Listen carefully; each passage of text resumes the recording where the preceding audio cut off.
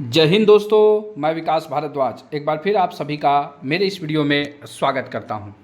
आज की इस वीडियो में हम लोग आरपीएफ एलडीसी से संबंधित जो भी डिपार्टमेंटल एग्ज़ाम है उससे एक अपडेट आया और इस अपडेट के बाद सभी को यह लग रहा है कि अब चीज़ें जो है ख़राब हो गई हैं और अब एग्ज़ाम होना संभावित नहीं है।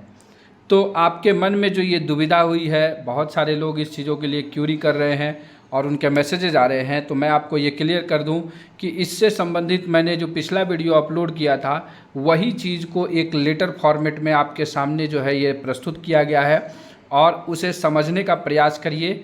किसी भी प्रकार से आपको पैनिक होने की आवश्यकता नहीं है, किसी भी प्रकार से आपको निगेटिव सोचने की कोई ज़रूरत नहीं है। आप सकारात्मक विचार करिए, अपने तैयारी को ठीक उसी रफ्तार में रखिए जिस रफ्तार में आप अभी करते आ रहे हैं। हो सके तो अपनी रफ्तार को दोगुनी कर दीजिए, क्योंकि अब आपको समय कम ही मिलने वाला है।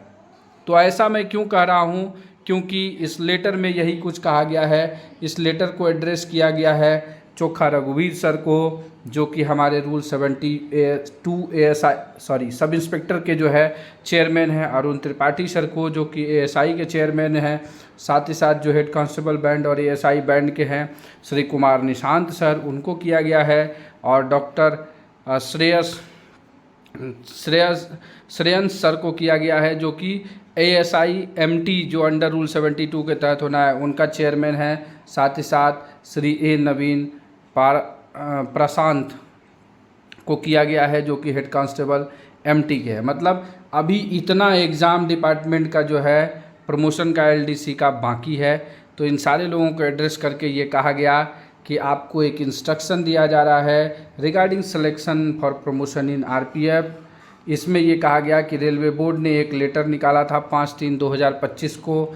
उस लेटर में लिखा था a propose above it is a price that wide above referred number, जो ये लेटर का नंबर है उसमें इस्टेब्लिशमेंट डायरेक्टरेट के तहत से वो निकाला गया और इंस्ट्रक्शन दिया गया था कि due to several irregularities noticed in the departmental selections in the recent past, it has been decided to revisit the departmental selection framework and all the pending selections LDCs GDCs with group C which have not been finalized and approved by 4/3/2025 may be treated as cancelled।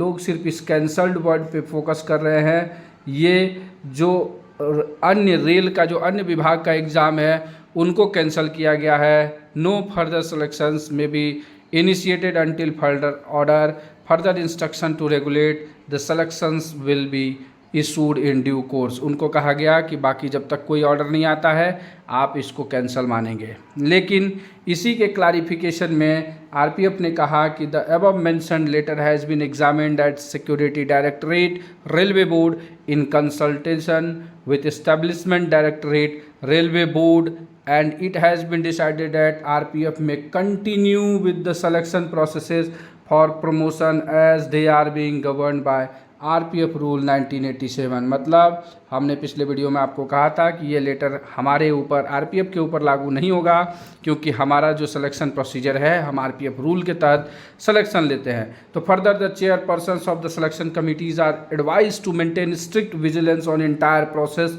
To take all due precautions to foil any efforts at disturbing and the integrity fairness of selection process. ये कहा गया कि chairman आप ध्यान देंगे, आप fair vacancy करिए। जिस प्रकार की बगलिंग की सूचना आ रही है या जिस प्रकार की इरेगुलरिटीज़ नोटिस किए जा रहे हैं उसको आपको ध्यान में रखते हुए आपको भर्ती करना है, आपको ये सिलेक्शन प्रोसेस का एग्ज़ाम कराना है।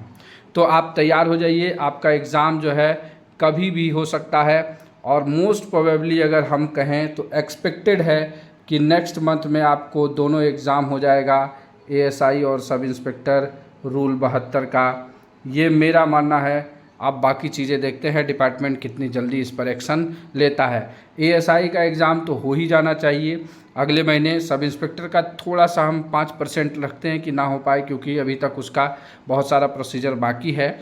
तो ASI वाले जो भी लोग हैं वो तैयार रहिए। साथ ही साथ कुछ ग्रुप, कुछ जगह पर, कुछ टेलीग्राम, इन जगहों पर जहाँ पर भी ये भ्रांति फैलाई जा रही है कि आप लोगों की कमेटी अब कैंसिल हो जाएगी, कमेटी भंग हो जाएगी, या कुछ लोग बोल रहे हैं हम लेटर लिख करके देंगे और वो जो है कमेटी भंग हो जाएगी।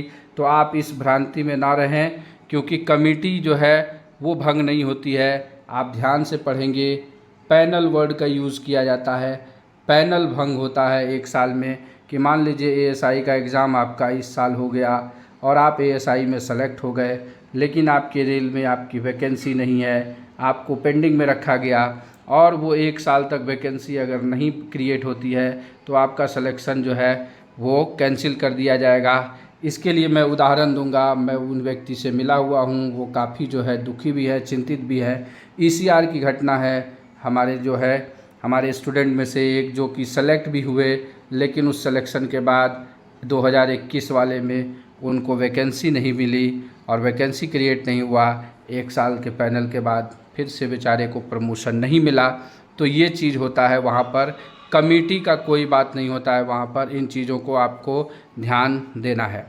तो आप अपनी तैयारी में लगे रहिए और जद्दोजहद के साथ आप अपना तैयारी शुरू कर दीजिए।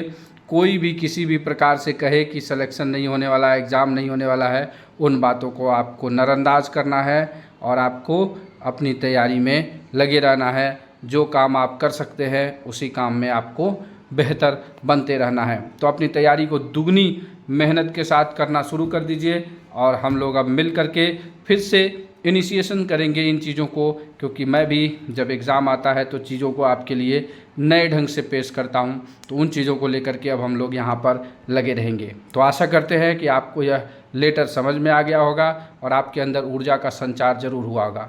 तो इसी संदेश के साथ कि आप अपनी तैयारी में व्यस्त हैं, ज़िंदगी में मस्त हैं, इस वीडियो को देखने के लिए आप सभी का दिल से धन्यवाद।